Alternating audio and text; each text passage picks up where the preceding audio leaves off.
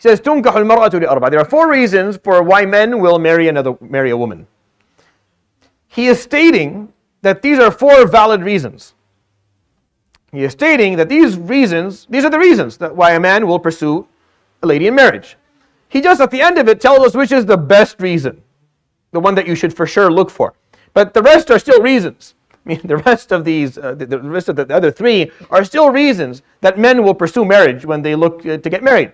So the first one, لمالها, if she is wealthy, she has wealth. ولحسبها, if she comes from good family, good lineage, or she is sharifa, from a great family, great background. وجمالها, if she's beautiful. ولدينها, and the word diniha is not really what religion she is, it's more her character.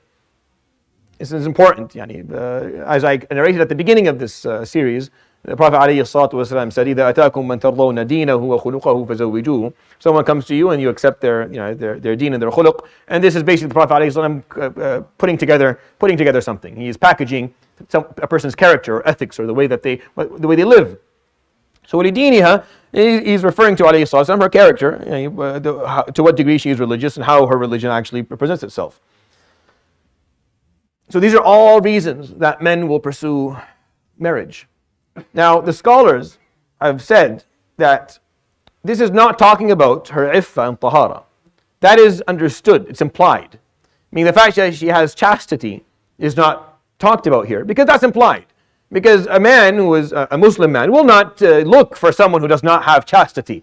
Like he will not go behind for marriage a woman that does not have iffa and tahara. That makes sense? So he's not talking about it here, alayhi salatu wasalam, because that's understood.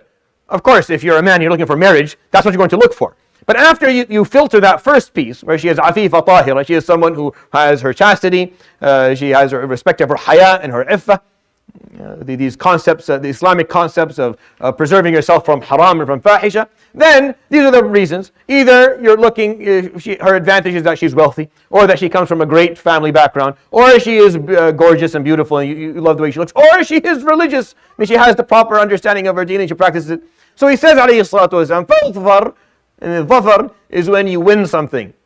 It's like when you snatch something for the win. It's like we're all running after something, and whoever gets there first snatches it, and they won. There's not a second prize; it's the only prize. So فاظفر is basically go for the win. فاظفر بذات الدين, the one that has the more better character, better deen. تربت يداك. This is the dua that exists in Arabic. So, okay, so this is what it means, but this is not what he meant, alayhi salatu wasalam. It's important to understand that these are phrases that are used in Arabic that are used even till this day, like ثَكِلَتْكَ أُمُّكَ. What it means is may you die and your mother mourn you. That's what it means. No one says that to the other person hoping that happens, but it's just a phrase saying that turn your brain on, act accordingly, act appropriately. It's just a way of speech. So taribat yadak, meaning turab, taribat is from turab, is from soil. Yadak, your hands. So may you become so poor if you don't do this, if you don't do the right thing, may you become so poor that your hands are stuck to the soil. The only thing you can eat and you can pick up is the soil of the earth. You're so poor, right? So it's not a dua against the person. It's just a way to say, this is a big deal.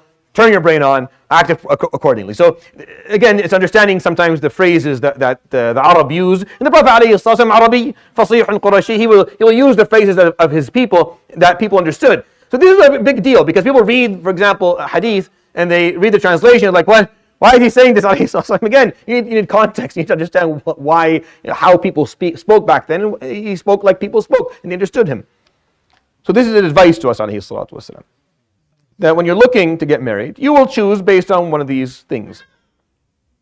If you want to be wealthy, actually have wealth in your life, فاظفر بذات الدين. Win the one who understands her religion, who attends to it, or adheres to it, and has the proper character. You will have other reasons to get married, and some people, that's fine. But this is the best one. This is the best one to do. Understanding before that chastity and tahara and iffa has already been established. It's already there. You're not going to look for someone who doesn't have that, obviously. It's not worth of pursuing marriage with someone like that. But after you do that, there's different reasons. The best one is the one that has the best character in it. I think that's a piece of advice that's worthy for all of us to follow. يروي الإمامان البخاري ومسلم كل في صحيحه عن أبي هريرة رضي الله عنه قال قال النبي صلى الله عليه وآله وسلم تنكح المرأة لأربع لمالها ولحسبها وجمالها ولدينها فاظفر بذات الدين تربت يداك. صدق رسول الله صلى الله عليه وسلم. سبحانك وبحمدك، اشهد ان لا اله الا انت، استغفرك واتوب اليك. صلى الله وسلم.